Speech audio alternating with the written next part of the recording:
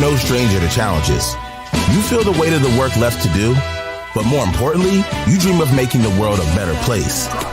From day one, you've never given up in the face of obstacles, and you're not going to start now because you are relentless to your roots. And your success in the future is rooted in the decisions you make today. So choose a university with a 100-year legacy of dogged determination and community impact. The University of Redlands. Learn more at redlands.edu. We've got more schools than Division I, more fans than Division II, and more upsets than March Madness. There's nearly 850 programs with over 11,000 games leading to 2 national championships. And we've been covering it all for over 2 decades. From Eastern to Occidental, from Puget Sound to Piedmont, from Southwestern to the University of New England, and from Hope to Calvin. Nobody covers Division III basketball like we do. We're D3Hoops.com at www.d3hoops.com. Welcome back to Las Vegas, Nevada for the 4th game of Day 3 of the 14th annual D3Hoops.com Classic for an East Coast meets West Coast matchup between the Ramapo College Roadrunners and the Whittier College Poets. Let's jump right in and get you the Whittier College starting lineup. Poets, led by Mark Jensen, a dramatic win last night in unusual circumstances over Edgewood. We'll tell you about that one as we go through the broadcast. But the Poets led by the nation's leading scorer, Amari Smith, who factored into that drama last night, 31 points per game. Chine Wanevu, Morgan Cox, Tyler Waters, and Andrew Millett rounding out the starting 5 for Coach Jensen's Poets. For the Ramapo College Roadrunners, making their 11th appearance at the D3Hoops.com Classic. We've had 14, and the Ramapo Roadrunners have been at 11 of them. And you get a look at their starting lineup. Big game last night from Peter Gorman, who joined us for a classic conversation. Starting lineup joined by Jordan Myers, Anthony Corbo, Shane Rooney, and Justin Bladen. Ramapo coached by Chuck McBreen, 441 wins in 29 seasons for the Towson State alum. Earlier this season, he had the court at Ramapo College named after him, very appropriately enough, and a win over Farmingdale State. So only because they're an employer now, sir. It's Towson. Towson State. Towson State. Towson, no N in there. No Z. One N in there. Towson State. Only because they're employer. Yeah. Well, good to get that right. Whittier and Ramapo set to face off. Both teams won games in varying dramatic fashion last night. Ramapo won when Jordan Myers made 2 free throws late and Mount Union did not. A 1-point win for the Roadrunners. Whittier defeating Edgewood last night in a game where Whittier had the lead throughout, got real close at the end, a 5-point lead with about 30 seconds to play. Edgewood came all the way back, but Whittier held them off. The interesting moment came with about 13 minutes to play when Whittier's Amari Smith committed his 2nd technical foul, but miscommunication. He was not ejected for the game for about 3 minutes and 4 more points. Had he been removed when he should have been, perhaps that game is a different finish. First shot of the night, blocked for the Roadrunners. Jordan Myers swings it over. 3 on the way for Anthony Corbo. And Corbo, who did not play much last night because of foul trouble, hits the 3 to get the Roadrunners on the board. Whittier College with the ball. Poets in the black and gray. This is Andrew Millett, transfer from Knox College. We can see their uniforms today. Yeah. And their numbers. The white-on-white look yesterday was a bit much. It was rough. I was a little bit worried we were going to get black on black. Yeah. It really was. Wanevu inbounds the ball to Millett. Those two, along with Smith, Morgan Cox, and Tyler Waters, the 5 on the floor for head coach Mark Jensen. Poets are 8-2 after winning just 6 games all of last year. Morgan Cox bombs away from 3. He has got good range. Cox, a 36% three-point shooter. He had a bunch of them last night. And we are tied at 3. Very nice shot. Jordan Myers, pass down low. Layup is up and good. That's Peter Gorman for 2. He's the Roadrunners' leading scorer, assist man, steals, and three-point shooter. First team All-NJAC last year. 2-time All-Conference honoree in the New Jersey Athletic Conferences. Amari Smith skies in, left the layup a little short. The Roadrunners come back the other way. Jordan Myers calling for the ball in the post. They'll kick it out. 3 on the way instead. No good, but right there for the rebound is Corbo. Peter Gorman, very low dribble. Kicks out. 3 on the way for Bladen. That's no good. Rebound controlled by Cox. Whittier quickly down the floor. Amari Smith can fly, and he does, into a couple of defenders and draws the foul. Smith not afraid to make a challenge of things. No.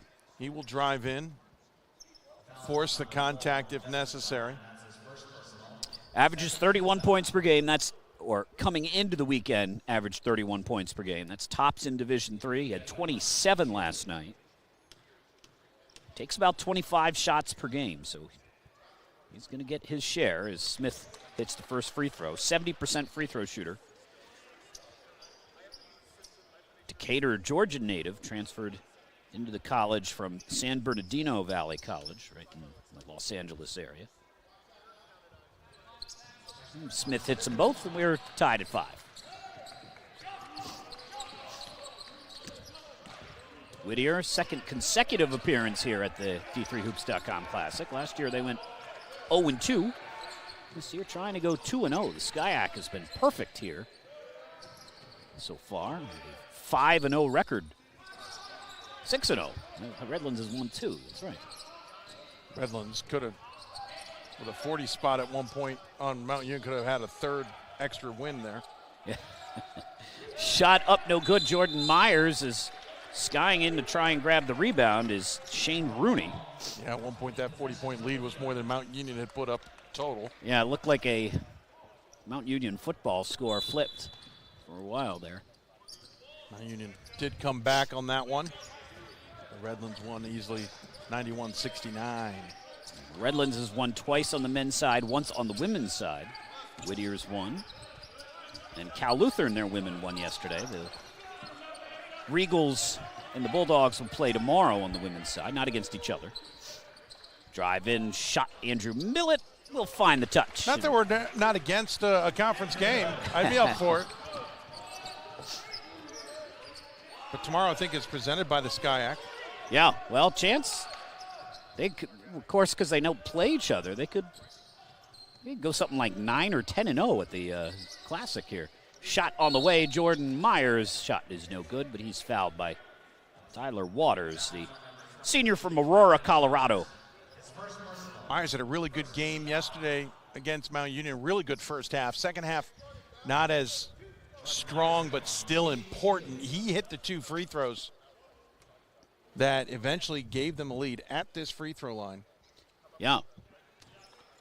And they held on to win. Up and good for Myers. Myers called for the ball on the last play and cleared his teammates out and made it clear he was going to take that last shot.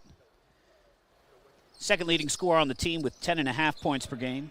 And he calmly hit both free throws that time, too. Second leading rebounder with 5.7. Myers splits him. Ramapo trails Whittier by 1. Morgan Cox. One quick note, Steele came down for Mount Union and then missed 2 in the exact same scenario with 0.3 of a second on the clock. Shot on the way for Millett. Does not roll in. Soft touch for Andrew, but Roadrunners with the ball the other way. 7-6. Myers. 2-man game as he gets it over for Bladen. Bladen, big jump. Hop step into the lane. Gorman dribbles to the right. Waters picks him up. Gorman finds a spot he likes, hits the mid-range jumper. Peter Gorman, one of a couple of Roadrunners to start every game so far this year for Chuck McBreen. Amari Smith leaves it short. Myers with the rebound. Roadrunners back the other way. A 1-point lead. Justin Bladen comes down the floor, living up to the Ramapo College mascot name.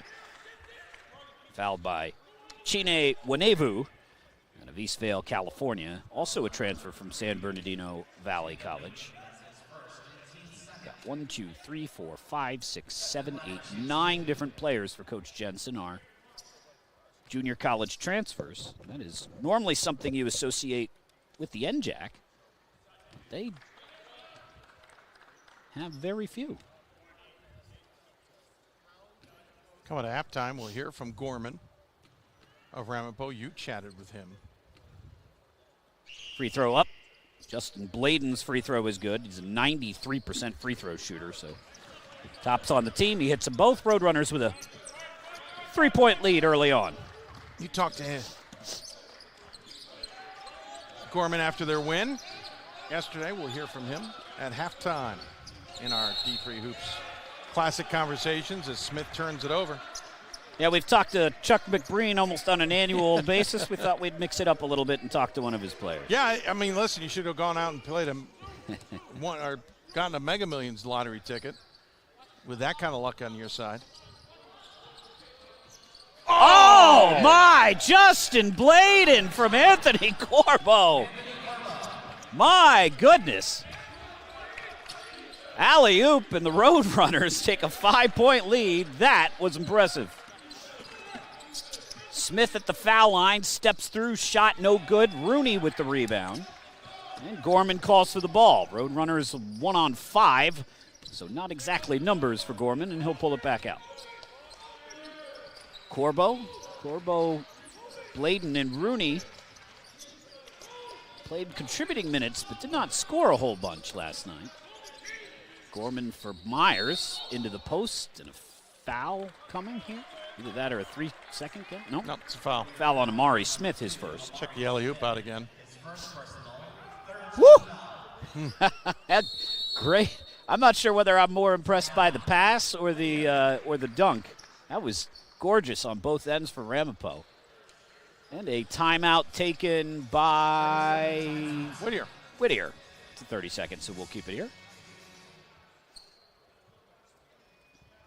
It is 12-7, trying to fix our scoreboard. 14:39 remaining here. Game 5 of the day.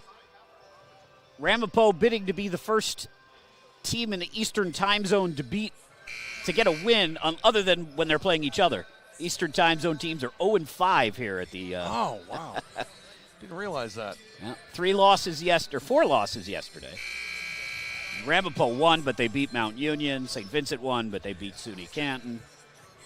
Wittenberg won, but they beat Susquehanna. So they'll get one more crack at it tonight if they don't get it here, because Wittenberg was just barely Eastern time zone. And they'll play Edgewood now at the Central. We even have the Mountain time zone here with Colorado College and the Central. We've got them all. Right, we got all 4 zones. It's a good call. You need Colorado College to get all of them, so we got them on the bingo card. Here comes Whittier down the floor, 12-7. Andrew Millett shielded off. Nice defense from Bladen. Amari Smith, oof, I guess that was blocked, because actually that was not Smith, that was Winevu. That shot finished about 24 inches short of the rim. In the meantime, Corbo had missed an easy layup on the other end of the floor. Well, going to get another chance right here, and it's blocked. And Rooney has his shot blocked as the Poets. Winevu got the block that time. I don't know what Corbo's looking for. That was a clean block. Oh, absolutely. I didn't even see any body contact on that one either. Waters and Winevu both with blocks. Poets on the season. 13, 14, 15, 22, about 30, so not an absurd amount. Leader on the team is Smith with 8. Gorman trying to step around Amari Smith. Well, there's another one. Amari Smith with his 9th block of the year. Drives down, layup up, no good. There's no call there either. Smith is still picking himself off the floor looking for a call that was not there. McBreen telling his team to attack the rim, and there it is. Shane Rooney, no one's blocking that one. He jams it down, and the Roadrunners doubling up the Poets 14-7. Smith did that yesterday, too. He was surprised that because he complained there was no whistle. Falls into the category of the players don't decide. Mari Smith, 0 for 4 from the floor. Kick out, 3 on the way, and it's up and good. Jaden Mathis, the junior from Pasadena, drills the 3. He just stepped onto the floor. Poets needed that. They trail 14-10. Tyler Waters probably should have gotten called for the illegal screen on that play. Yeah. It's like holding. If they called it, they could call it often. They could call it almost every single play. Yeah, Bladen for 3. There's a part of me that wishes they would. Mathis for Smith. Smith coasts by his defender and lays it in for 2. Coasts by every defender. He went 1-on-4. Ramapo 17. Whittier 12. Good fast pace to this one. Just hope for a closer game. The last two have been blowouts for Hardin, Simmons, and Redlands. Unless you have a rooting interest, then you probably don't care. Layup up and good for Corbo. Anthony Corbo working his way to the rim. He's got 5. Everybody on the Ramapo starting lineup has scored already. Nice job by Corbo on that one to go one way and then change directions. Roy Kalu, the Lynn Mass native, misses on that one. Roadrunners bringing the ball up the floor. Ramapo with a line shift ready to come in. 3 on the way. Corbo will try that one. No, as Waters almost catches it with his face. Kalu, Waters, Cox, Smith, and Mathis, the 5 on the floor for Whittier. This is Mathis, line drive 3, not this time, and Jordan Myers snaps up the rebound. 1 and done for the Poets on pretty much every possession. Corbo swings over for Myers. Good quick hands from Amari. Smith jars the ball out of bounds off of Myers' foot. Yeah, Smith did a very nice job jumping in there. Subs checking in. First, we'll get you the 2 for the Poets. Devin Mims, the junior forward, 6'4", from Marin City, California. And also Ignacio Bettinelli from Quimés, Argentina, into the game. Roadrunners have a whole new 5 out there. Elijah Barlow, Tim Linton, number 22, Brandon Moore. 13 is Terrell Murchison, and Enoch Hutchinson, I think, completes the line change. 19-14. This is Elijah Barlow, junior guard from Plainfield, New Jersey. He's played in every single game so far this season for the Roadrunners. He's been healthy and been able to work out their rotation pretty early on. Ramapo with a 7-3 record coming in as it's stolen away. Lost by Kalu, but Smith will jam that one home. And, well, if you like D3 dunks, we've got 4 of them in the first 9 minutes. 19-16, Poets with a 4-0 spurt. A 30-second timeout taken by Ramapo, so we'll keep it here. Chuck McBreen not happy with his team's effort the last couple of trips down the floor. Wants to talk things over. How do you know he's unhappy? Just, I mean, I can't go with his demonstration because he's like that when he's happy. That's true. He definitely had the head shake there of frustration. This is a good Ramapo team. Chuck McBreen usually had a team that's always competitive, the NJAC. They kind of fell back a little bit for a few years, but he seems to be on the upswing again with this program. They're sort of like the St. Vincent women's team, where they kind of come up and they crest and they're good for a year or two, and then they kind of fade back into the woodwork and you don't hear anything from them. But best season for the Roadrunners, 2018, 25-7. Reached the Final Four, finished number 6 in the country. They were 0-2 here that year. They were. Believe it or not. Lost to Stevens Point, I think, in one of those games. And maybe North Central was the other one? Maybe. I can't remember. I'm pretty sure Stevens Point was one of them. 2017, Pat. 18. Yeah, well, 18 was the Final Four, year. so 17 would have been the tournament. Yeah. Or was that when they lost to Ohio Wesleyan? Shot up. No. Okay, so that was the Nate that was the Ohio Axelrod Wesleyan game. Yeah, I remember that. 19-16. See how long Coach McBreen goes with this 5. Former National Committee chair in that game, taking on a future committee member. Going into the weeds on that one. Driving in, shot, no. Looked like Bettinelli might have got. Yeah, he got it. Oh, did he get it in the eye? 4th block of the game already for the Poets. Look to tie with a 3. Amari Smith, who does not leave the floor very often unless he has to. Unless the left side. Officials tell him to. Kalu, fade away. He likes that fade away 3, and ball pinned to the floor. Amari Smith loses it off the back of his ankle. If you've seen the excellent shot on d3hoops.com of the young man with his jersey over his face, that's Amari Smith when he realized when he thinks he's been kicked out, which he was correct. It just happened 4 minutes later. Smith to inbounds. You can read about that in the recap from last night.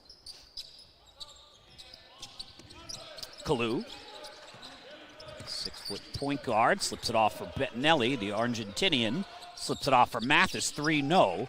And rebound controlled by Barlow.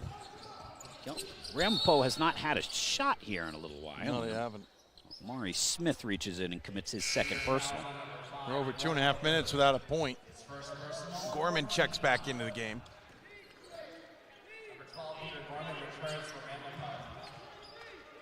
See if Smith, yes, he will have to go to the bench now. He's got 2 fouls. Poets only have 3 as a team, but he's got 2 of them. Barlow inbounds the ball to Gorman. We've been stuck on 19-16 for a while. Driving in. Shot up for the wide-bodied Brandon Moore, unable to complete it. Moore did not play before this weekend. Not here. He transferred from New Jersey City University, another school in that conference. 19-16. Another chance to tie. Andrew Millett. Bettinelli sets the screen for Kalu. Let's see where they go on offense with Smith out of the game. Mathis looking at Millett, who's had rainbow sneakers on last night. Made eye contact with us when he realized we were checking out his sneaks. We were indeed. Drives in, over the top of Moore, not high enough, blocked by Brandon. And back the Roadrunners come the other way. 2-on-4, Barlow pull-up jumper, no. Moore can't get the rebound, and now it's a fast break the other way. Millett, 1-on-2, ball lost out of bounds off of Andrew Millett, I believe. Oh, wow, they're saying otherwise. Now the, Saying went off of Barlow. I don't know what color a Prairie Fire would be, but I would imagine it would be the color of his sneakers. Oh, I like it. He's a transfer from Knox College, so. He's from California, so he went to Knox from California. Played pretty well. I got a lot of questions for him. Yeah, he played pretty well. Was the Midwest Conference newcomer of the week at one point. Averaged over 13 points for Knox. Transferred closer to home.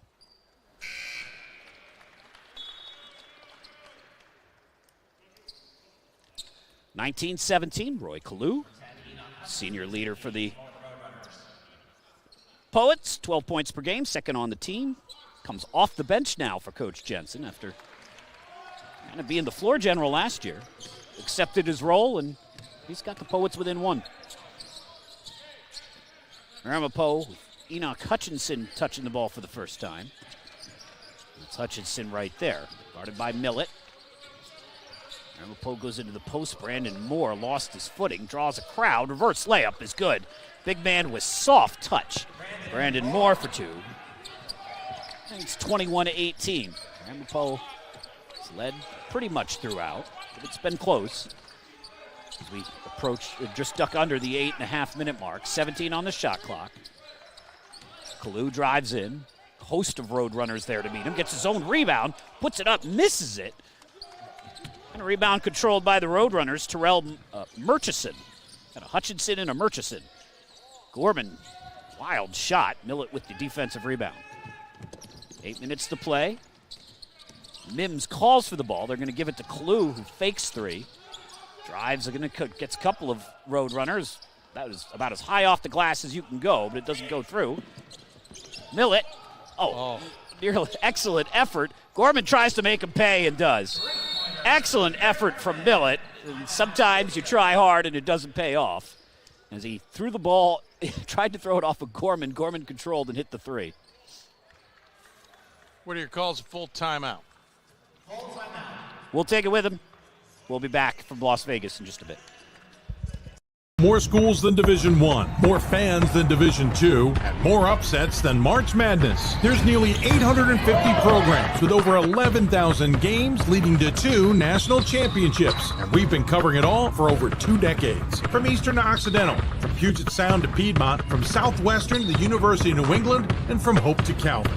Nobody covers Division III basketball like we do. We're D3Hoops.com at www.d3hoops.com. You're no stranger to challenges. You feel the weight of the work left to do, but more importantly, you dream of making the world a better place. From day one, you've never given up in the face of obstacles, and you're not going to start now. because you are relentless to your roots. And your success in the future is rooted in the decisions you make today. So choose a university with a 100-year legacy of dogged determination and community impact. The University of Redlands. Learn more at redlands.edu. Welcome back. Thanks to Redlands, University of Redlands, for sponsoring these broadcasts. Susquehanna University, SUNY Canton, and Mount Union also helping to make the broadcast possible.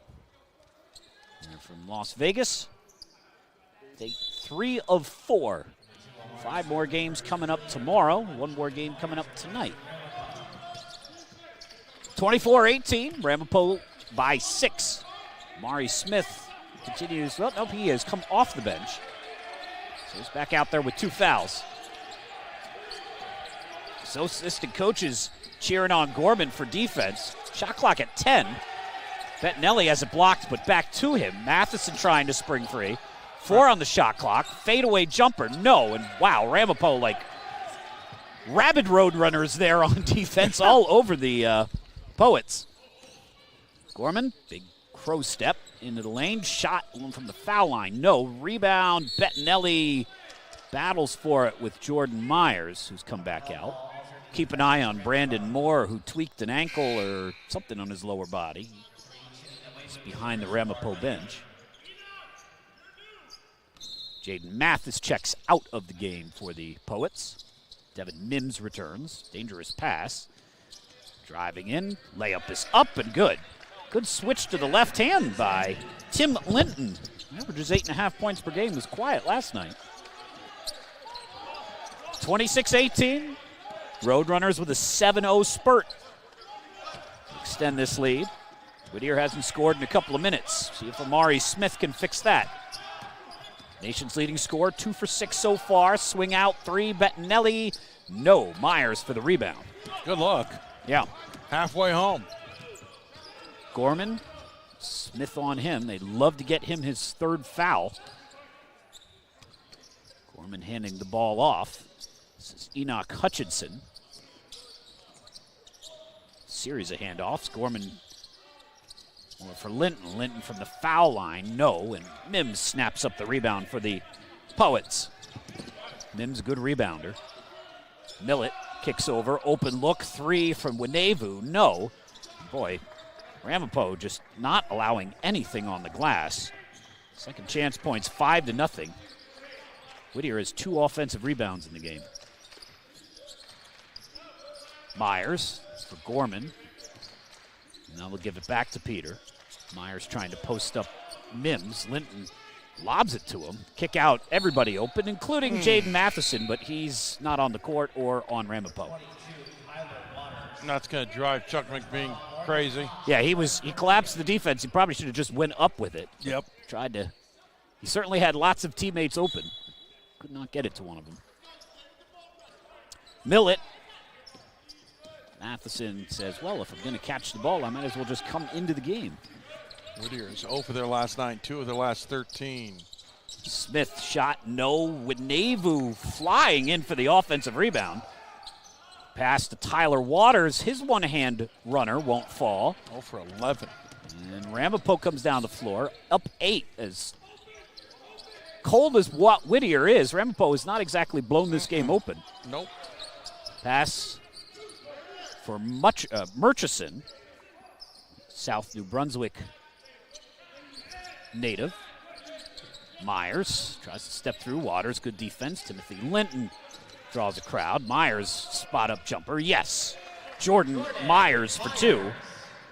And the senior center splashes it home. Winevu tries to force it over Myers. It does. Gets it to fall, and that ends the long drought for Whittier. Now they went 0 for 11 and 2 of 15. And 4:30 before scoring. 7 for 26 are the Poets. Myers, nice soft touch to Linton, shot blocked, but also gets fouled. I think they'll get Morgan Cox underneath. Yeah. Not to be confused with the long snapper. Does he play for the Ravens? Used to. All right. Hasn't been the Ravens for a few years. Lost track of where he went to. Linton at the free throw line. First one is good. Anthony Corbo back in. Shane Rooney will join him in a moment. He's with the Tennessee Titans. There you go. All of the Roadrunners but one from New Jersey. Ramapo, one of the state schools in the New Jersey college system.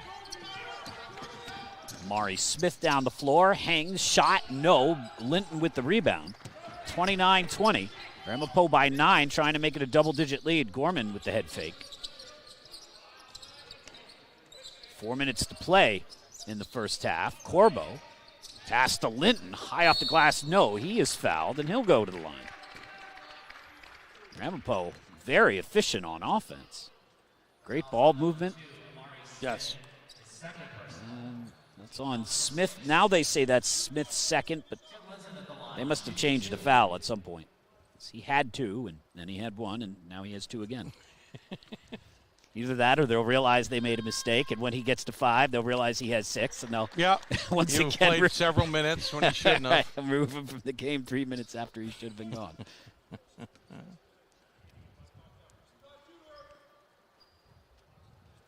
Linton at the free throw line. Ramapo, an excellent free throw shooting team, 76%.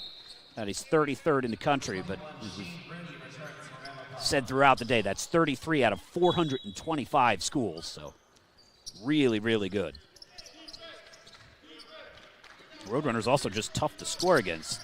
Teams shooting just 39% against them. That's 28th in the country. 31-20. Smith can testify to that. His shot here won't fall. He'll get a free throws, though.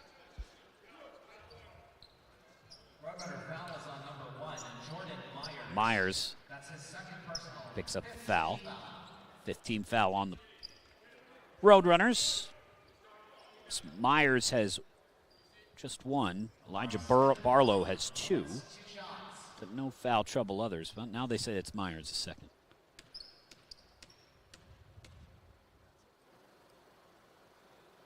First one no good. As good a scorer as Smith is, he's averaging 57% from the field and 41% from 3. He's still pretty good from the foul line, just a little under 70%. Amari hits the second. Smith with 7 points, 7 of Whittier's 21. 31-21, Ramapo by 10.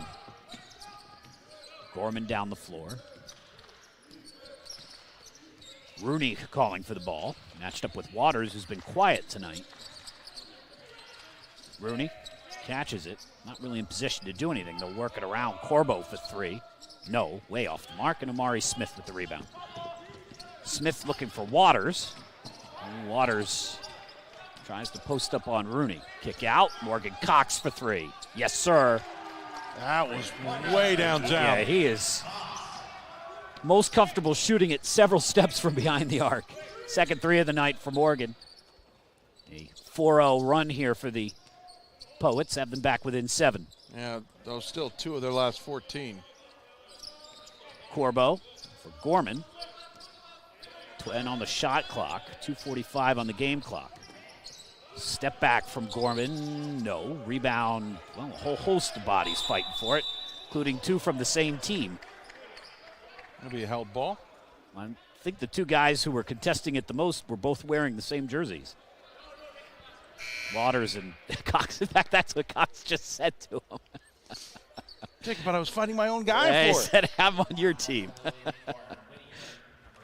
Whittier will retain via the possession arrow. What is poet on poet crime? I don't know. Unheroic couplets. 31-couplets. 31-24. Roy Kalu with the ball. Smith asked for a screen from Waters. And good play by Rooney to cut him off at the sideline. Waters into the lane. Tries a soft hook, gets it to fall. Tyler Waters for 2.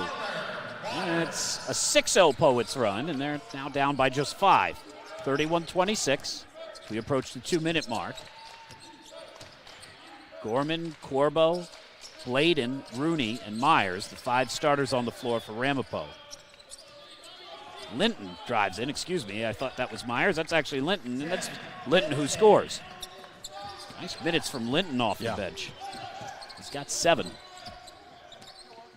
Omari Smith for 3. Rattles out. And now Ramapo has Roadrunner on Roadrunner crime as they fight each other for the rebound. Smith is now 2 for 9 and 0 for 2 from deep. He is definitely pressing a little bit. Only 7 points. 33-26, Bladen passes off for Linton. Linton for Rooney. Rooney finds a spot he likes and knocks it home. Rooney can do it all. Yeah. Jump shot, slam dunks, rebounding. He's a nice player for that Ramapo squad. Senior from Hawthorne. Was honorable mention all-conference as a freshman. He was the ECAC Rookie of the Year, ECAC East Coast Athletic Conference. It's not an athletic conference. It's a host of schools who support it financially. Not as many as it used to be. But heck, nowadays it's just they'll pay to do some postseason. That's about it. Yeah. But nevertheless, it gives you a sense that he had a really good freshman season. Yeah. 35-26, Ramapo has back to 9. Roy Kalu drives in, no. Linton with a rebound now. Ramapo with under a minute to play. Try and get this back to double digits. Gorman dishes off for Corbo. Corbo draws the crowd. Linton will try a jumper. It's a long 2, no. Brandon Moore's back in the game. Moore's got all kinds of bodies around him. Linton passes off for Gorman. Gorman gets fouled.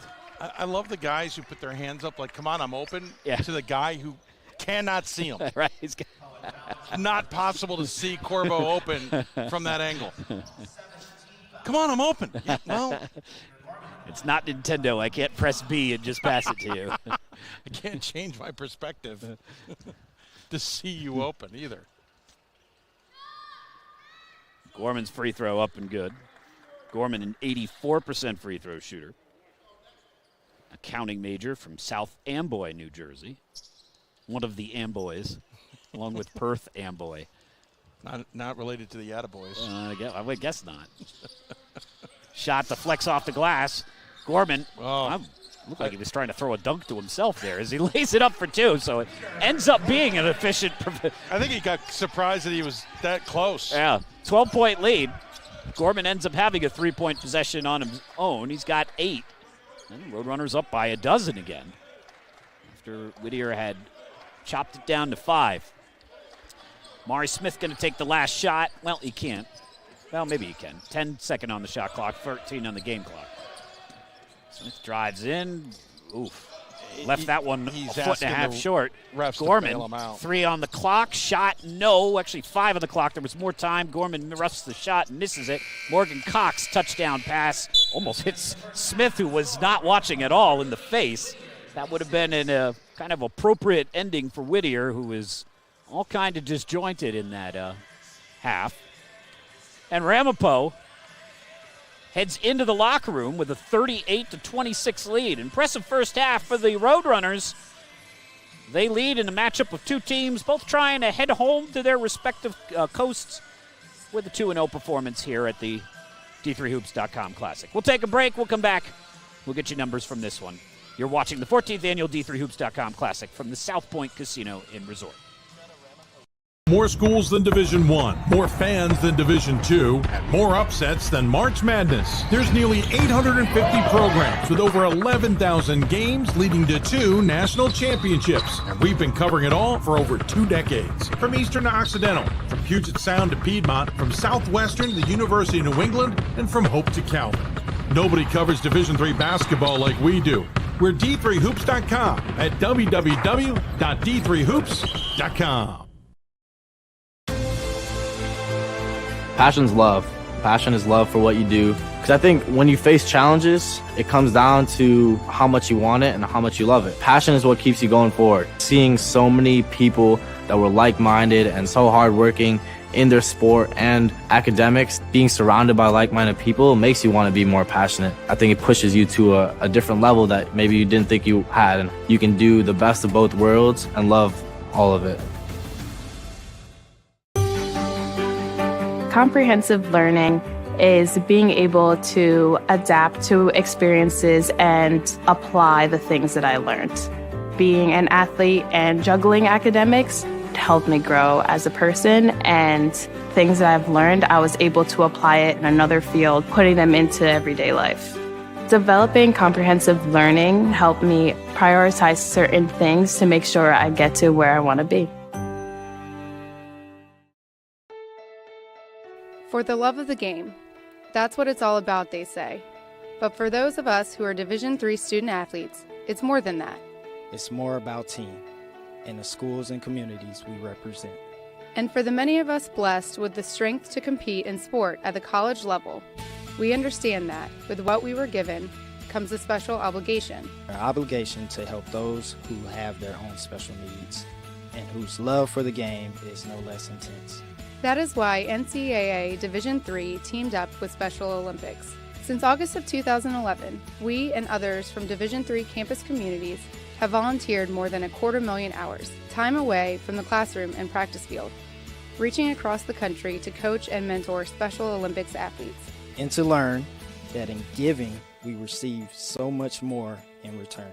Help us keep that dream alive. Be part of it. Get involved. You can make a difference. I believe sportsmanship is a mutual admiration and respect for your fellow competitors. We all go through a lot to reach the point where we compete against one another. It's important to realize that. So once we're finally on the field or on the court or on the starting block, we look at each other as fellow human beings and not just competitors. Being able to recognize the hard work that other athletes are putting in creates a more positive and inclusive environment. Responsibility is being accountable for your words and actions, first and foremost. It also is an obligation to be a positive influence in the communities around you. Being in a D3 program, you're going to have lots of different opportunities. You're not just an athlete, you're also involved in student life. Your academics are extremely important. We give a lot of our student athletes responsibilities right from the start by giving them leadership opportunities, by having them engage in the community, be a positive influence. That's being a responsible person. Football has taught me a lot throughout my life. It's definitely had a huge imprint on who I am as a person. Competing at a Division III level created that opportunity for me to go to college. Not only was I the first one in my family to graduate college, but I was really the first one to even go. Being the first one, I'm breaking that cycle, and now that I've graduated, I'm not sure what's the next step, but I know I have a lot of doors open. And a lot of those are open because I played football and ran track here at Otterbein. Out here in Las Vegas, Nevada at the 2024 D3Hoops.com Classic for another D3Hoops.com Classic conversation. We're talking with Peter Gorman, senior for Ramapo. Ramapo, you've heard them. They've been here at the tournament a lot, and they are back this year, and they came away with a victory against Mount Union 65-64. First off, Peter, I got to ask you, those final seconds were pretty crazy. You guys come down, hit 2 clutch free throws, then they draw the foul with 0.3 to play, miss both. The tip-in doesn't fall either. What a way to finish that. Yeah. Realistically, all we're trying to do is just trust the process. I knew that Jordan was going to be able to hit both free throws because he's been in the gym, and we've been working on it. We're a senior-built team, and we're built to withstand pressure moments like that. Thank God, when the guy shot 2 free throws, both of them rimmed out, luckily in our favor. But also a questionable call, but that's besides the point.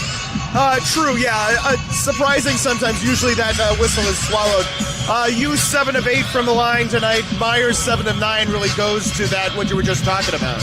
Yeah, we really predicate ourselves around getting to the basket and trying to get to the free throw line and making sure that we shoot more free throws than the other team takes. Or we make more than the other team takes. All right. I don't necessarily know if we did that tonight, but we can check. That did not quite happen tonight, but you made a much higher percentage, and that was a big point in the game tonight. All right, tell me about what it's like. We talk to Coach McBreen all the time at this tournament, and what's it like playing for that guy? I love it. He coaches with so much passion, and we all have to follow by his example. He's there early mornings, late nights, making sure that everybody's getting their grades right, the laundry's done. He leads by example, and honestly, there's no other coach that I would rather play for. You know, the NJAC is often known for lots of guys coming in this semester. We know that's not just athletics thing, right? We know that transfer students are just part of the way of life there. You guys got another, you know, big kind of boost at the semester with Brandon Moore coming in. Tell me a little bit about Brandon Moore specifically, you know, when you saw him at NJCU, and just what it's like to have that kind of roster turnover mid-year. Brandon helps us out a lot because Jordan can't play 40 minutes. Jordan's a very talented player, but it's hard for anybody to play the whole game. So when Brandon comes in and spells Jordan, it's really good to have because he's an offensive presence and he's hard to box out because he's such a big player. Yeah, he's a big body and he has really good moves. I couldn't come up with the right words to say it during the broadcast, and I didn't come up with the right words there either. We call him Big Jelly. Shout out Nas Reeves. Yeah, there you go. All right, you've kind of grown up with this program, right? We've seen you on this roster before. You played key roles on previous trips here, but what's it like, you know, now being, you know, one of the guys who's the senior that really, you know, people look up to? I've kind of embraced that role the past 2 years because when I was a freshman and sophomore, me, Jordan, Shane, a lot of the starters, we didn't have nobody to really look for. Yeah. So I'm trying to make sure that me and Justin, we're those guys for the younger guys coming up so that we build stability within our program so that when we're gone, the guys that are coming up be able to coach up the guys that are beneath them. And I know McBreen likes to come to this tournament or other tournaments at this time of year. Why is this one better? We're in Vegas. We can win a game and then go play the roulette table. In all seriousness, like, what are the other, like, the non-basketball things you guys do when you guys are out here? We bowl as a team. I love it. We go get food as a team. Yeah. Basically, we do everything as a team. We're a close-knit group of guys, so it's fun just being out here and spending time with each other. All right, you guys are off to a pretty good start in NJAC play as well, and of course off to a pretty good start overall this season. Who are the other teams we got to look out for in the conference this year? Rowan, Stockton, Montclair, Keene. You can get got any different night on the NJAC. You got to bring your game every night. So basically every team. And then I assume, maybe not you, because I don't think you have another year left. Or, yeah, but maybe other guys are going to be watching New Paltz when they're out here too. Yeah, because they're going into the conference in 2 years. Some of the other guys like Brandon Moore, yeah. But for us, it doesn't affect us. We're just kind of focused with the present right now, and that's trying to win a championship in the NJAC. Understandable. It's Peter Gorman, senior guard for Ramapo. His team defeated Mount Union here on the opening full night of the D3 Hoops Classic, 65-64. We've got more schools than Division I, more fans than Division II, and more upsets than March Madness. There's nearly 850 programs with over 11,000 games leading to 2 national championships. And we've been covering it all for over 2 decades. From Eastern to Occidental, from Puget Sound to Piedmont, from Southwestern to the University of New England, and from Hope to Calvin. Nobody covers Division III basketball like we do. We're D3Hoops.com at www.d3hoops.com. Proportion to me is the lived experience of our Division III student athletes. They balance life from an academic perspective and the rigors of competing at a high level, bonding with teammates and building lifelong friendships. But they also are involved in their communities. They work jobs and internships and volunteer. They've learned to be resilient. Diverse experiences are setting them up for the future. I had numerous family members who've been taken away from heart disease and stroke. That drove me to pursue knowledge about health and well-being. Playing college football gave me an opportunity to get myself into college. Goes to Parks. He's in the end zone. That's when I decided that I want to go into personal trainer. I felt I would have a great opportunity to share my knowledge about well-being within Detroit. I hope to reach as many people as I can.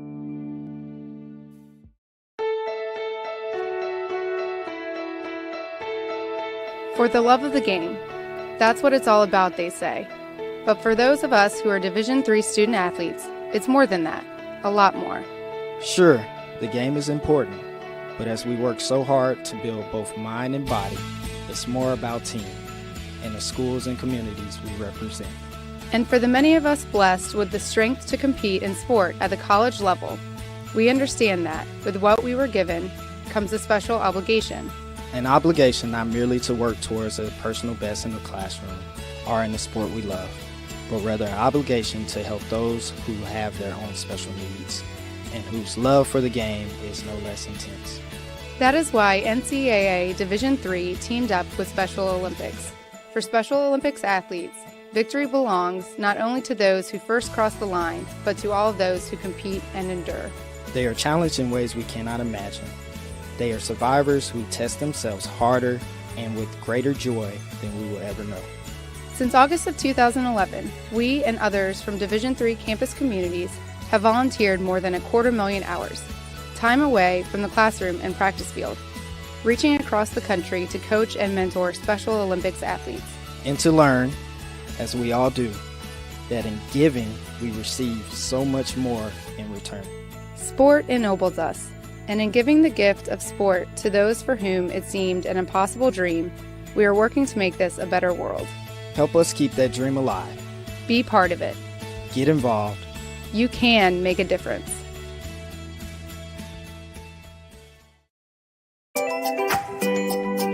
A good citizen is someone who wants to make a positive impact, both in their communities and in the world around them.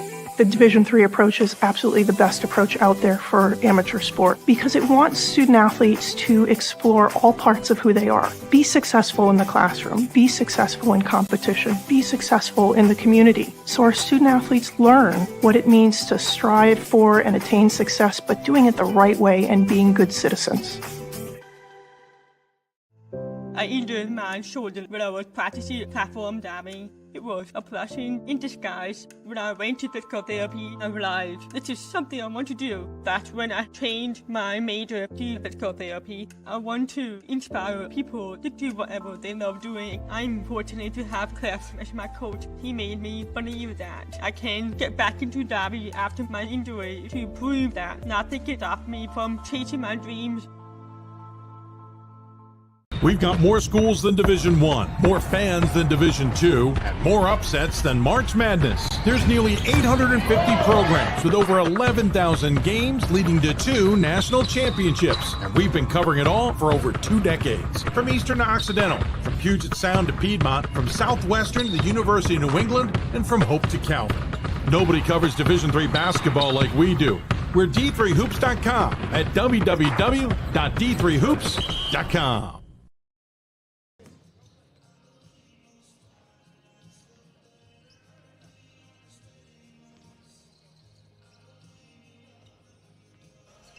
Welcome back here in Las Vegas, the South Point Casino and Resort. We can get you ready for the second half. You take a look at the first half statistics.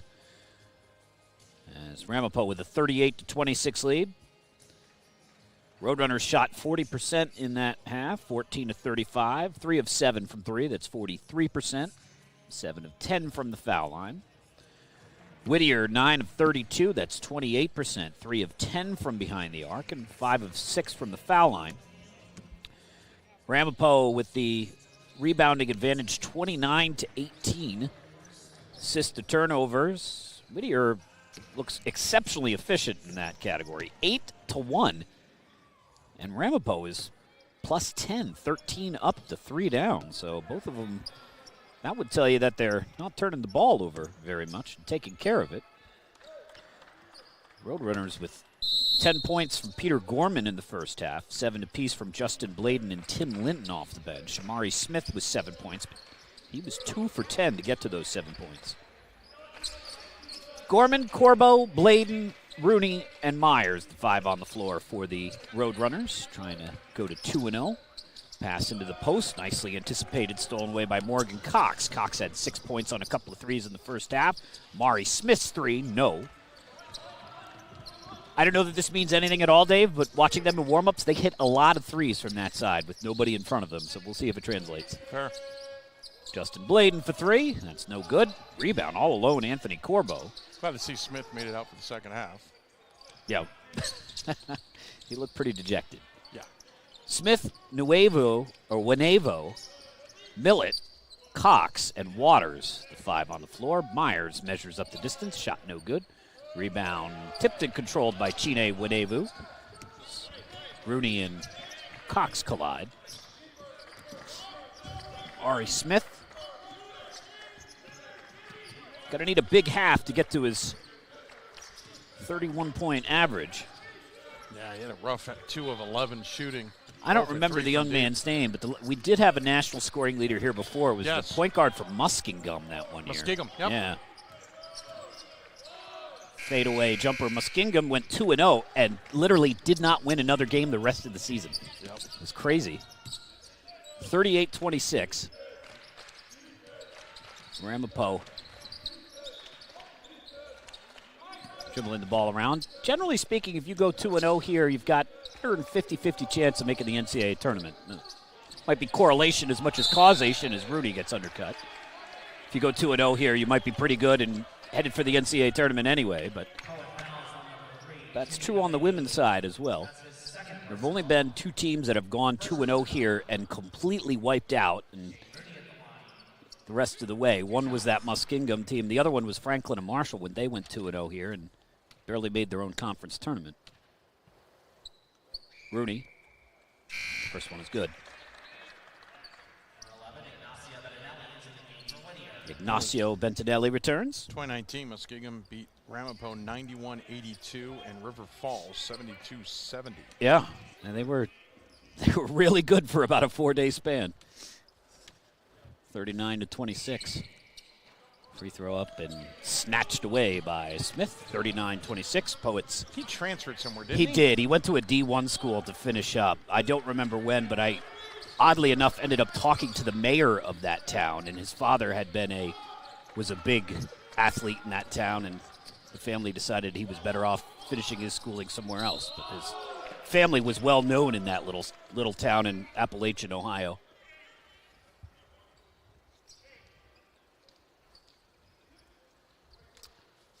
Morgan Cox heads to the free throw line. Corbo's first foul. He had foul trouble last night against Mount Union. He had a lot of foul trouble. Morgan Cox misses the first free throw. He's 6 for points tonight on a couple of very deep threes. It's only his 10th and 11th free throw attempts of the year. 39-27. Whittier once again in a funk in terms of field goals. Hanging in here because Ramapo is not exactly setting the world on fire offensively, although Rooney with a nice turnaround jumper. Yeah, I like Rooney's game. Yeah. Rooney and Myers and Bladen and Corbo, none of them overwhelm you with what they do, but they all complement each other. Yeah, agreed. And you put Gorman out there who's Mr. Energizer Bunny, and it's an interesting team. Nelly, open three, couldn't get it to fall. Gorman, and the Roadrunners will look to push. Morgan Cox wipes out on his own pass. Gorman hands it off to Bladen for 3. Good.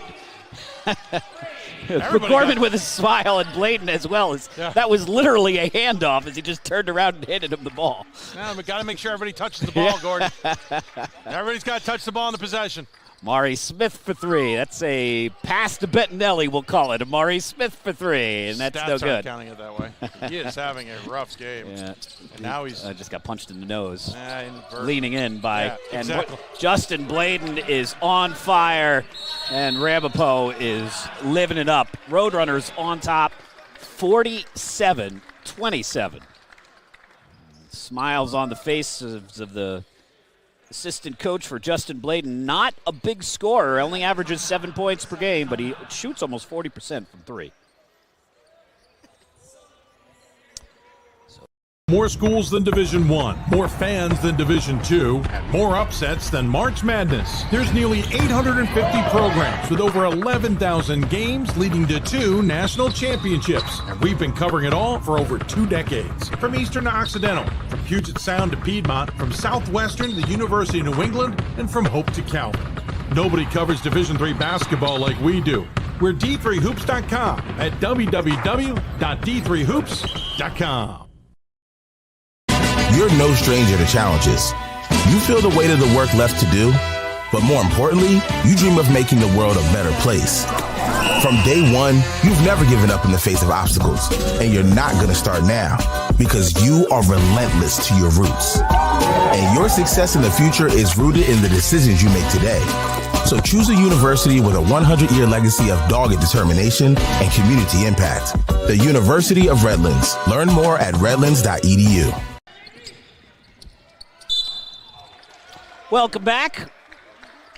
Missed a missed three-point attempt from Whittier while we were gone, and then Justin Bladen picked right up where he left off and slashes to the rim for two. I think the team's supposed to have dinner plans tonight. They did not take their full allotted time in the timeout. I don't know if they're thrown by it, but it's happened to a couple of people. I was talking to Jimmy Petruska, the head coach for St. Vincent. I was joking with him that he had the shortest post-game or halftime interview speech with his team ever, as they came out with like 11 minutes to play, and he said, that was my mistake. I didn't realize I thought we had less time. I just lost track of it. The rules of the game are the same, whether you're in Hinckley, Indianapolis, or Las Vegas.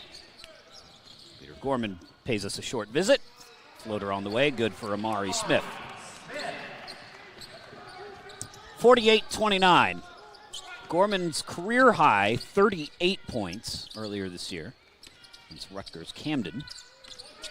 Rooney draws a crowd over the top of Waters.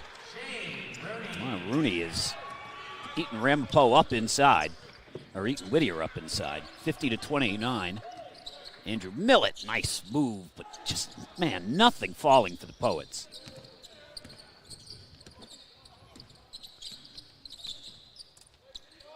Gorman, that shot blocked by Smith. Gorman gets it back, hangs, shots, hits. Peter Gorman for two, and Ramapo starting to pull away here. It's 52-29. Amari Smith coasts in for an easy two. Smith now with 9 points, 11 make it, 4 of 15. I can't look at Gorman without thinking of pentatonic singer. I could think of a number of people. But Mitch Crosby. It's been bugging me all weekend. Three on the way. Justin Bladen is on fire. Maybe stop him. Wow, he has exploded. Bladen's season high this year is 13. Not anymore. Yeah, and it comes with an asterisk because it's against Rutgers Camden. Free throw on the way. That's who Gorman had his 38 against, too. Bladen, why not just shoot it at this point? Yeah. He's got 20. Wow, Justin Bladen, have yourself a night. And you can tell that this is not expected because of the way the team is responding. Bladen on the year. Coming in tonight, he's got 11 made threes this year. It's not like he never takes them. Oh, no, he's definitely takes them, but, I mean, that's 4 in a row in a matter of seconds. 19-4 run in 3 minutes. 58-31, my kingdom for a close game. This is the 11th game we've had 3. And it's funny. 2 yesterday, we put these matches, and one was only close because Edgewood came back from being down double digits most of the game. We put these matchups together, and that's exactly what we expect. I know. It's funky how these. I mean, who thought Redlands was going to be up 40 on Mount Union? that was in the last quarter of the game. Sometimes it's injuries. I mean, that's what short-circuited things for Susquehanna and SUNY New Paltz. But that one I cannot explain. And Redlands definitely coasted in on the end of that.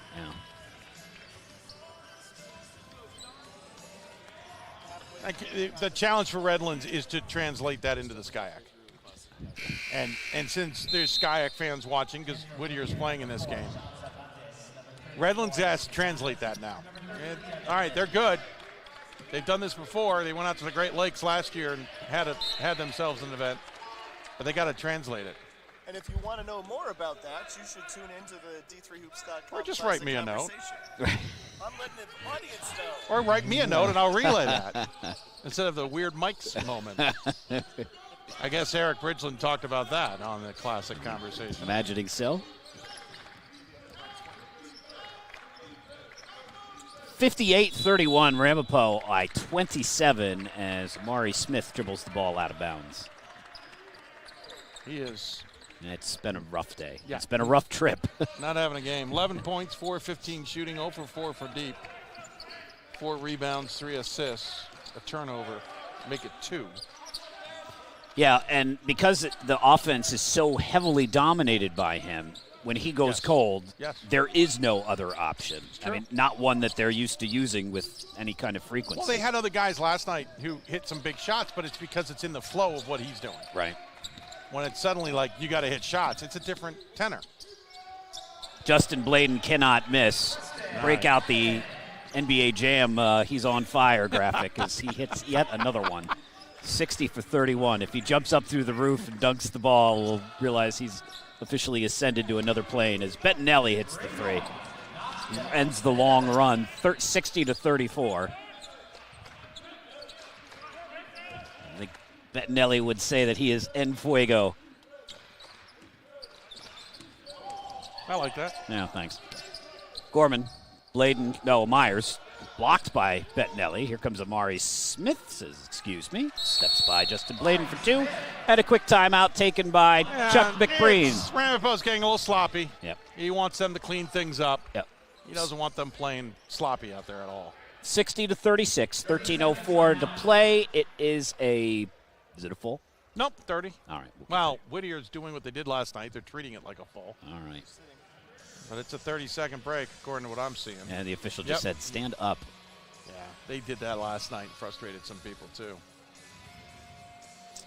But, you know, Chuck McBreen's not going to let the guys get that too much slack. No, I would not imagine Chuck is he doesn't want them particularly laid back at bad any habits moment. heading back into NJAC play. Right. How's NJAC play going to change next year? Are they going to still go double round robin? Because I don't know with New Paltz. Yeah, I think that's starting to get risky. It's already risky. They haven't decided for a while. They another year. They had 2 years where they went to that weird divisional format. You don't have to go divisional. That's Yeah, the thing. and then they went back. I wish everybody would understand. Centennial did this too, and I know it's higher up than where most decisions should be made. But the ODAC has a non-divisional scheduling that works just fine. You don't have to go to divisions. Yeah, it was an unbalanced one for them too because they would play the South or the North, whichever region you were in, twice, and the other team once. Which all you can do without going to divisions, and then just rotate it. They're looking at a number of different I would go to the ODAC model, go to off-balance schedule, and you rotate it, and no one gets favoritism.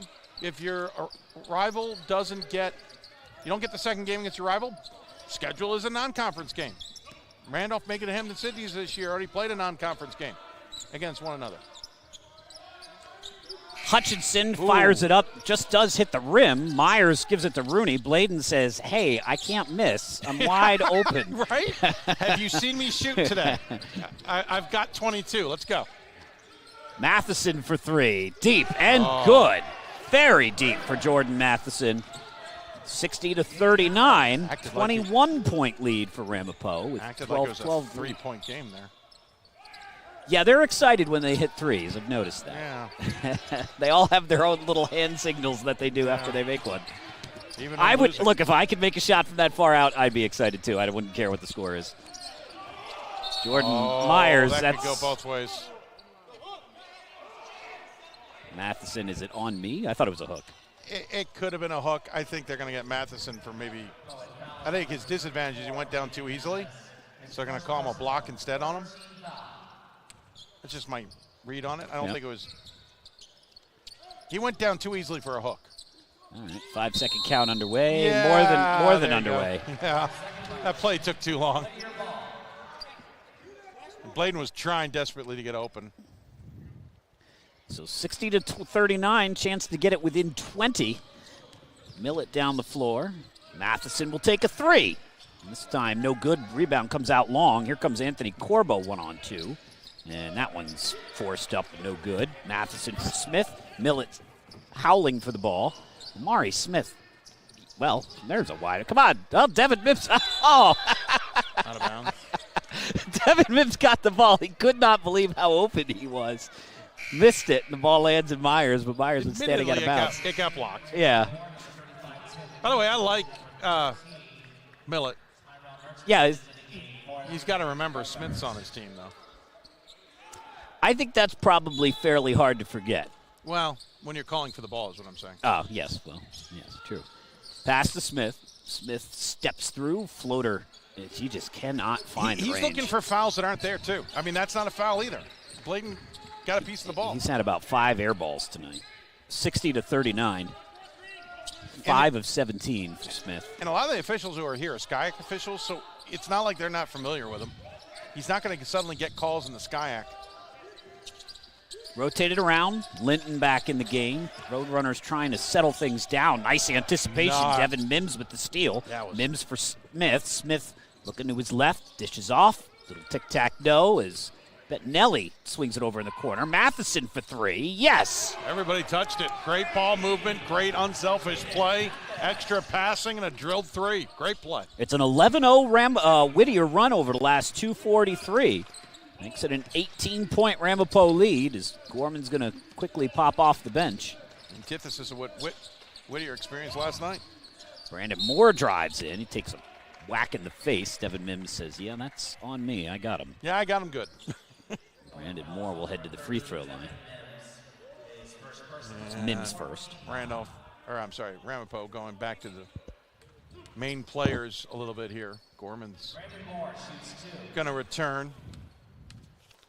Brandon Moore at the free throw line. Big man, soft touch, splashes it home. Roy Kalu returns. Amari Smith will get a break. So it's Moore, Linton,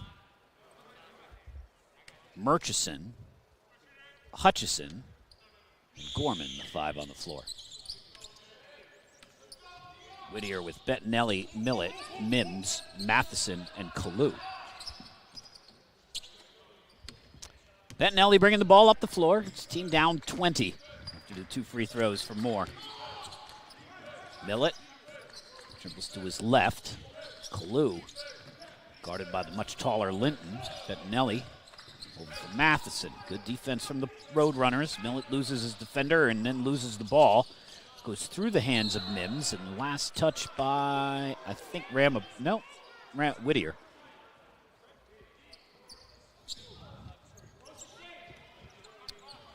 .10:07 to play. Roadrunners by 20. Murchison. Work it around for Hutchison. Neither of those two guys shoot the ball too often. Gorman, as Moore is trying to post up down low on Matheson. Quick spin move, and then he shovels the ball into the chest of Bettinelli. Held ball goes to Whittier. Yeah, that was a great spin move. Be interested to know why he transferred from New Jersey City.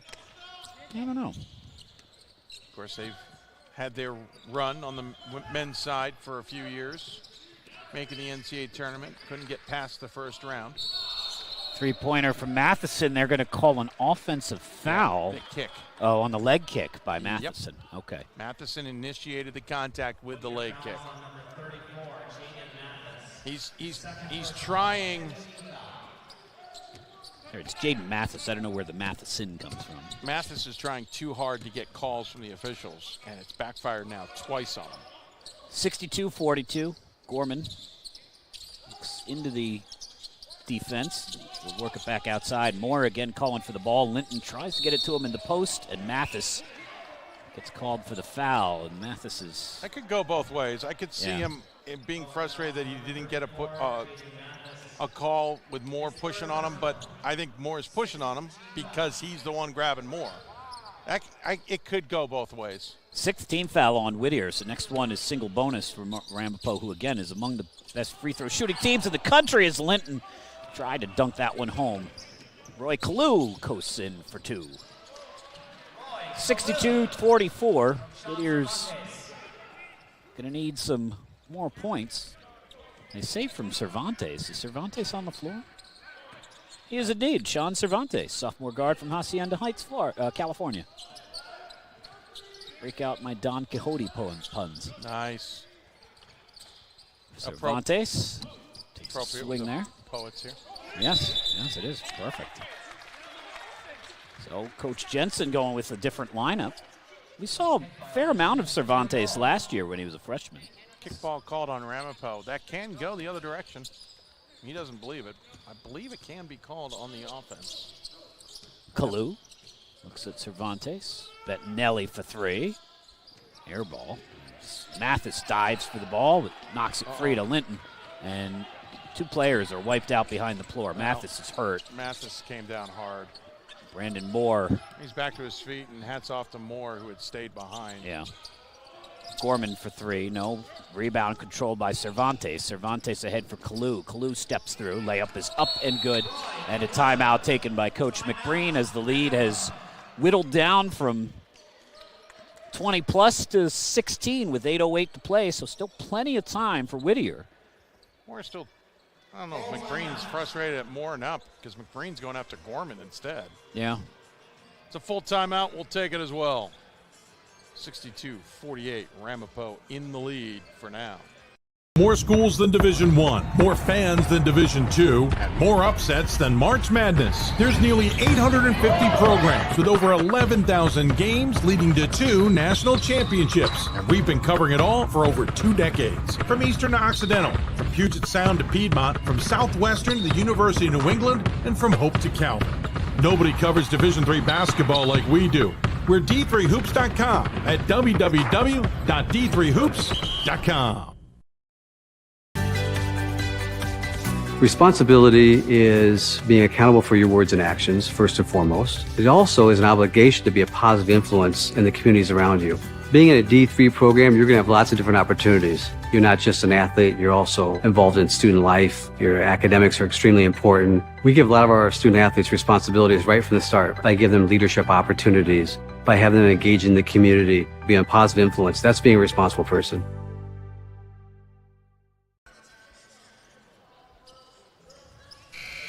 Welcome back. Las Vegas, game 5 of 6. One more coming up. It's Edgewood and Wittenberg who will play the closer role this year as they come in when most of the teams have already departed. They'll play the game tonight and the game tomorrow, although they were here for the women's game earlier on.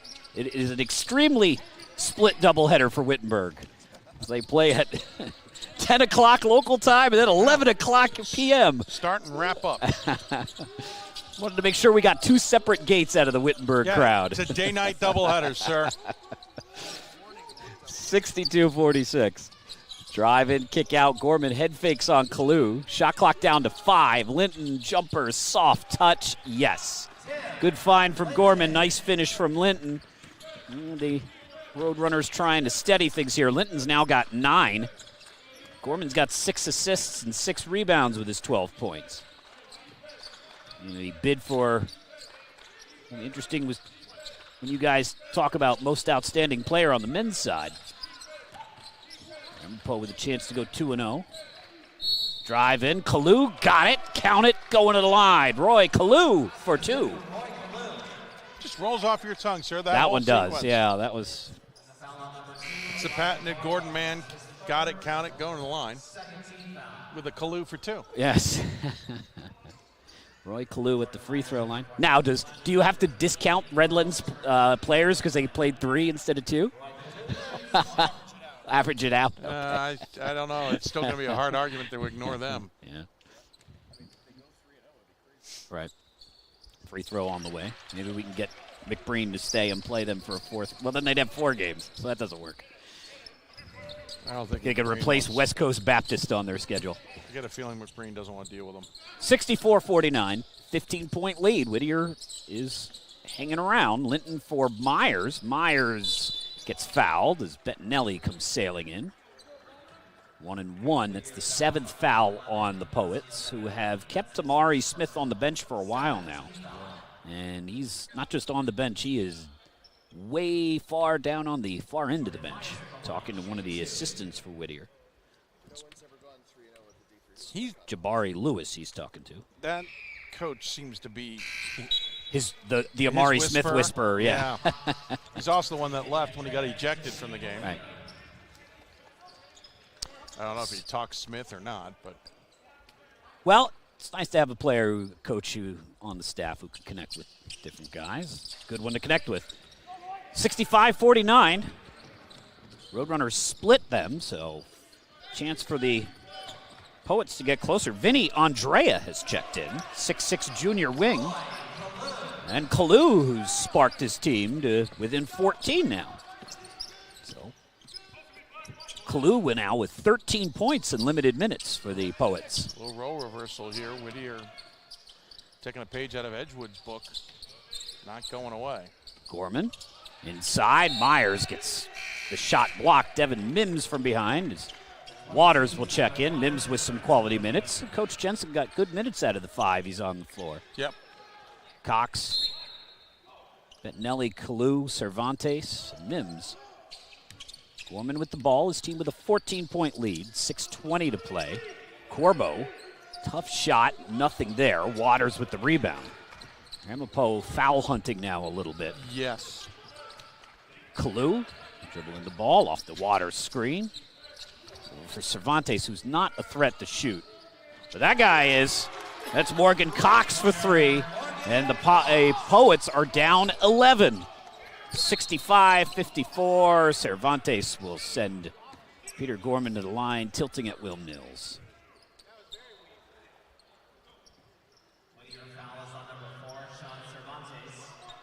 That guy over there didn't like the call. I don't know who he is, but I was about to say, can't make comments from the tables.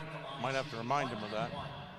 That was one of my favorite moments was the ref last night turning to the Redlands fan and saying, "Who are you?" You shall leave, sir. Gorman misses the free throw, and Ramapo in a bit of a tailspin here.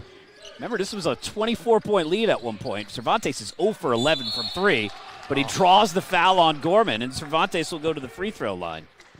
That's a know your opponent type of play there. You just let him shoot if he wants to pull up from that distance. He's 0 for 12 this year from 3. He's shooting 12% on the season.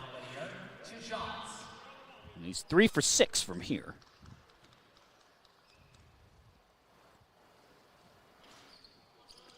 Nope, that's 2-shot foul, guys.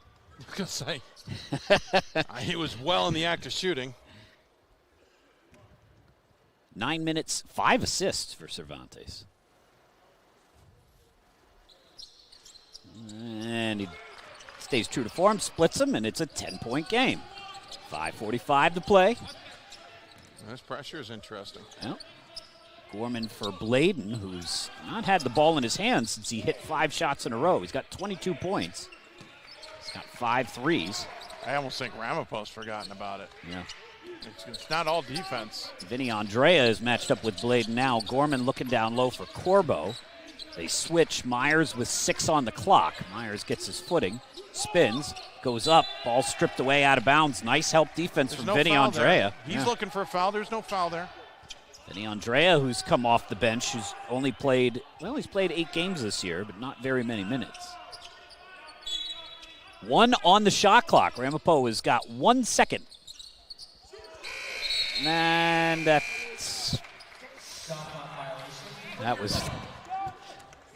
took more than 1 second. 65-55. The fact Myers just he just done that. Like everybody in the gym was waiting for him to do something. Cervantes for 3. Says, take that, Gordon Mann. Open 3. Literally done what they had done to them last night. 65-58. It's a 7-point game with more than enough time. It's a 4:49 to play. So there's 4 more minutes than what happened last night. Gorman gets an offensive foul. Cervantes draws it. Whittier has come to life. Gorman picks up the foul, his 3rd. Gorman's going to come out, I would imagine, only briefly. Well, as Elijah Barlow checks in. You need him. You just need him to kind of reset. Yeah. Have Chuck McBreen have a few words with him about it, and then reset things. And he'll be back. And he is too important for that offense. Whittier doing all of this with Amari Smith on the bench, their top player. Is that shot? And doesn't that speak volumes? And well, I love Smith, but I'm saying if the team can get some confidence without him on the field, right, on the court, that can do so much for them for the rest of the season.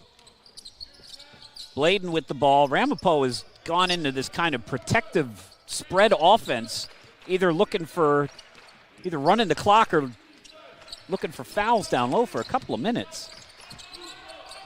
Myers calls for the ball in the post, tries to draw on Waters, drives on him, layup will not fall. That was actually a really good idea by Linton to go backdoor on that, or backside on that. Just couldn't get it to fall. Whittier's had an 11-0 run and a 9-0 run in this half. Two separate runs. Too. That's a flop call. That's going to be a technical. On Cervantes? Yeah. No, on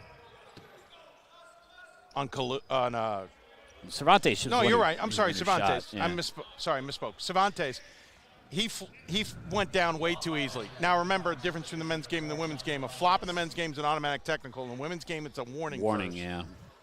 It's a class. I'm going to go over this because we went over it last night. It's Class B technical. Whittier fans are. Okay, it's a Class B technical, which means he can have a second one. Heading for the exits as he can't have we a get second into and not be class, escorted from the class game. fouls again. We've got a. It's a one shot. Yep. And they almost gave him two. It's a one shot tech. Good job. Hey, hats off to Cervantes. Who was that? Oh, it was Vinny Andrea who came over to the near side official and said, no, that's a one shot. Because we had it last night. 66-58. 8-point lead for Ramapo. Awkward spot. Bladen gets it inbounds. Whittier comes with the press.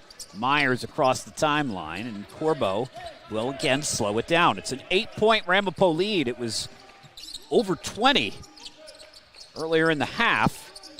Barlow not much of a shooter. Pulls up, dishes off for Linton. Linton says, come this way. Barlow gives it to Myers. 6 seconds on the clock. Linton pull-up jumper, no. Those were falling earlier, but not this time. Roy Kalu down the floor, under 3.5 to play. Kalu trying to duck through. Great defense from Bladen. Kick out, open three. Andrea, no. And the rebound comes to Bladen. Vinny Andrea trying to three. He shoots 35% on the season. Ramapo with an 8-point lead, 3:02 to play. One of their last 11 and no field goals in almost 5 minutes of play. Pass down to the post. Corbo will kick it back out. Myers directing traffic. Corbo guarded very closely by Cox. Myers backdoor cut. Linton for two. Nicely done. Yeah.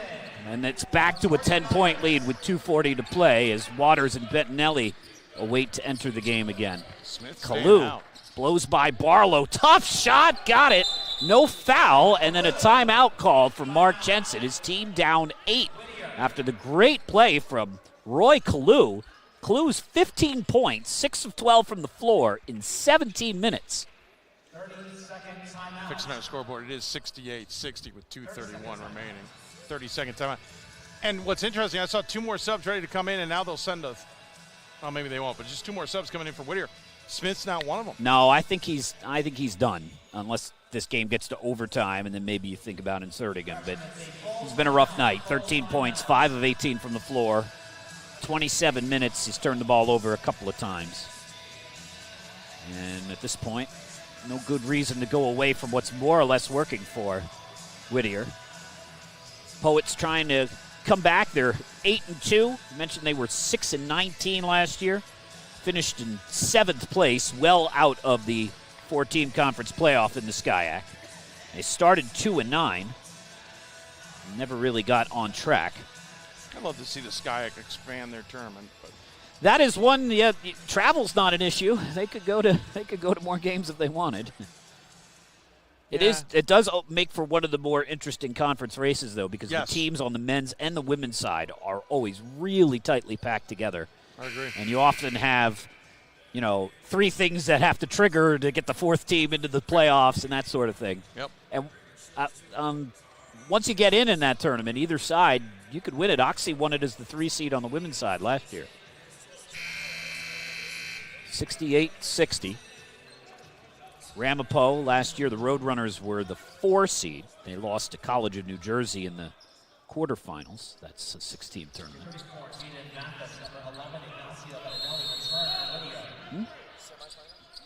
Yeah, maybe.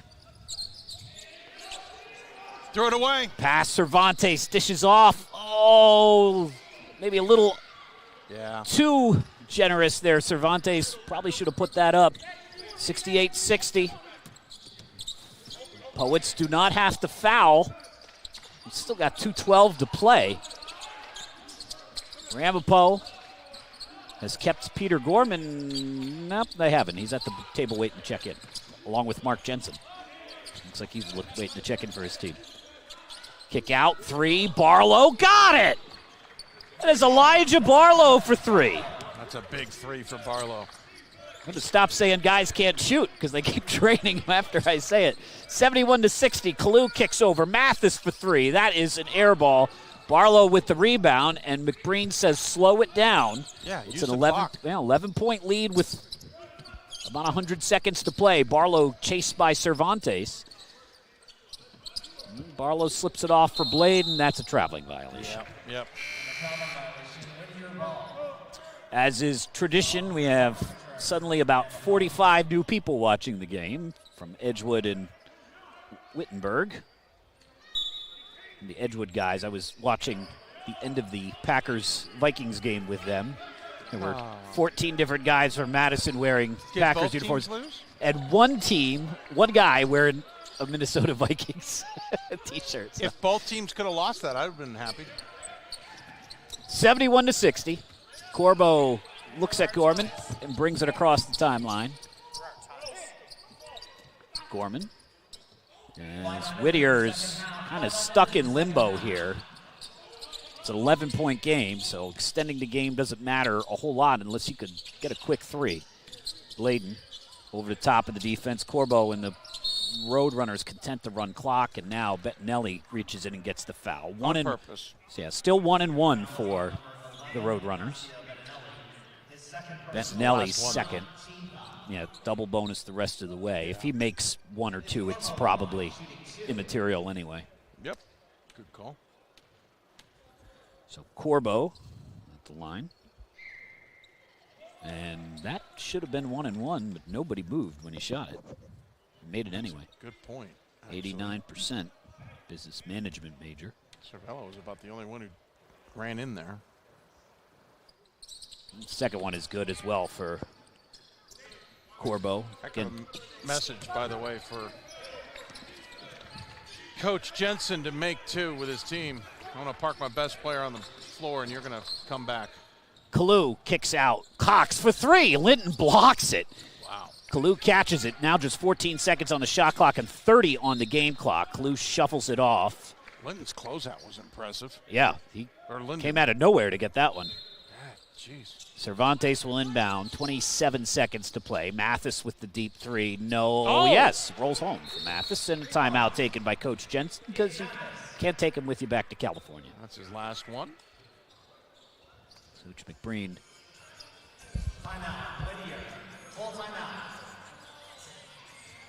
And we'll take one more break as well, as Ramapo looks to hold on here with 24 seconds left.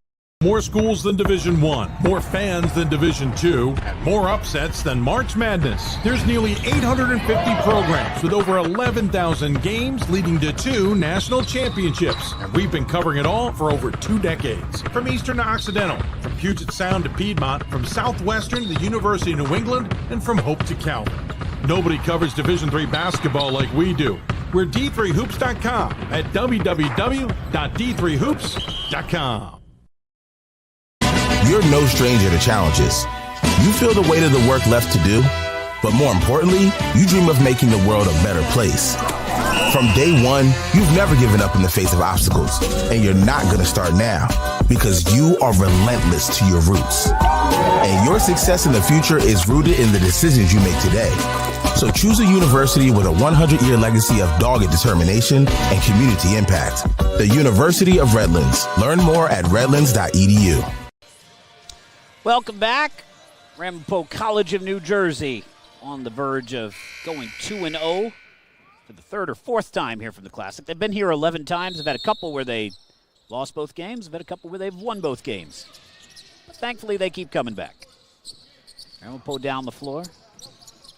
Linton, as you can hear Kalu saying, no foul, no foul, no foul. We can't keep Chuck McBreen out of this city. No. We've tried. I love the old NJAC coaches. They've had a lot of coaches with a lot of colorful personalities over the years. And, he's really the last one standing. 73-63, a relatively stress-free evening for Chuck McBreen.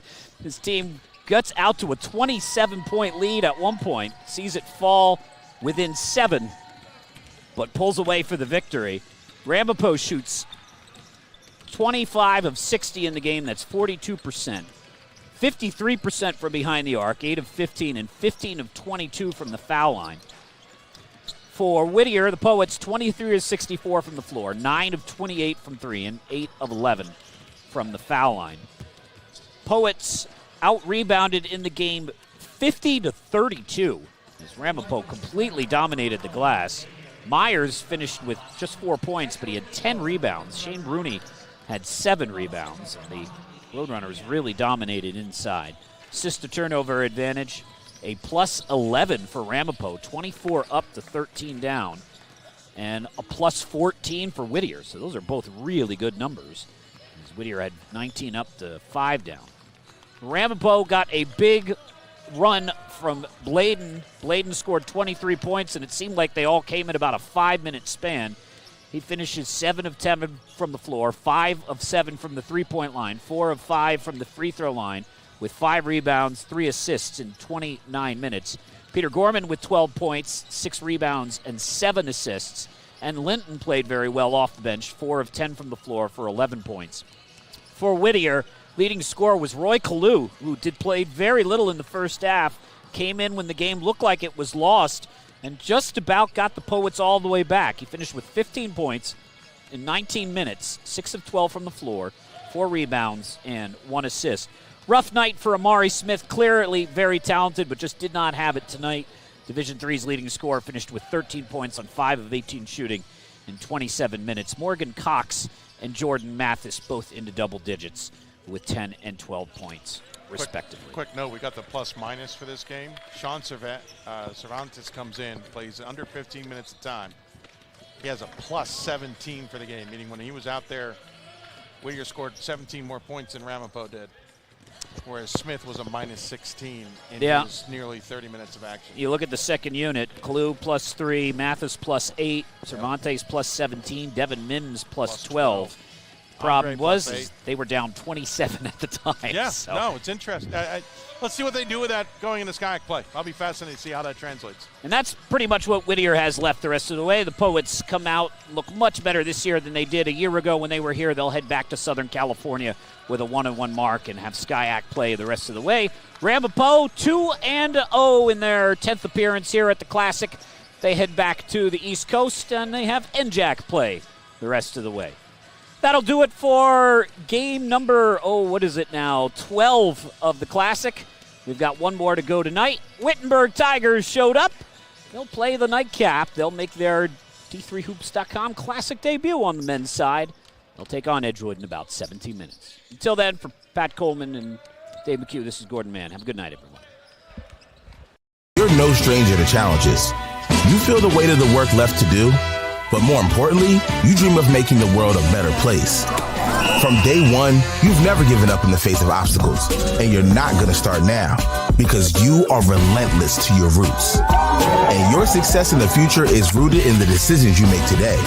So choose a university with a 100-year legacy of dogged determination and community impact. The University of Redlands. Learn more at redlands.edu. We've got more schools than Division I, more fans than Division II, and more upsets than March Madness. There's nearly 850 programs with over 11,000 games leading to 2 national championships. And we've been covering it all for over 2 decades. From Eastern to Occidental, from Puget Sound to Piedmont, from Southwestern to the University of New England, and from Hope to Calvin. Nobody covers Division III basketball like we do. We're D3Hoops.com at www.d3hoops.com.